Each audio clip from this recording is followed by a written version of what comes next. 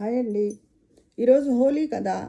ఈ హోలీకి అసలు ఆ పేరు ఎందుకు వచ్చిందో మీకు తెలుసా? పూర్వం హిరణ్యకశిపుడు ఆహ్, ప్రహ్లాదుడిని చాలా హింసించేవాడు కదా! హరిభక్తుడు అని. అంటే తండ్రిగా ప్రేమున్నా వాళ్ళు ఈ విష్ణువు ద్వేషి. రాక్షసులు కదా! హరిని పూజించొద్దు అని ఆయన్ని చాలా శిక్షించేవాడు.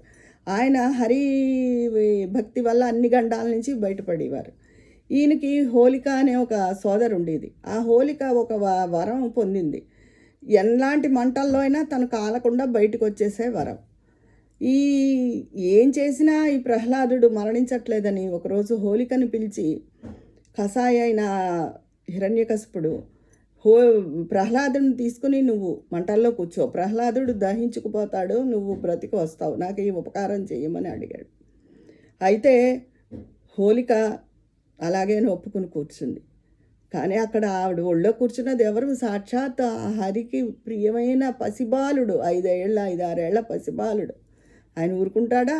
బాలుడిని చక్కగా బయటకు వచ్చేసాడు బాలుడు. హోలిక ఆ వరం ఉన్నా సరే దహనం అయిపోయింది. హోలికా దహనం అంటారు. ఈ ఘోరాన్ని చూడలేక ప్రజలు ఆ దేశ ప్రజలంతా ఎంతో గగ్గోలెత్తారు. ఆ పసిబాలుడు అలాంటి శిక్ష వేయడం అంటే మరి ఆ రాజుకి ఎదురు చెప్పలేరు కదా! కానీ హోలిక దహనం అయిపోగానే అందరూ సంతోషించి ఎంతరో సంబరంగా రంగులు పూసుకుని ఆనందంగా చేసుకున్నారండి.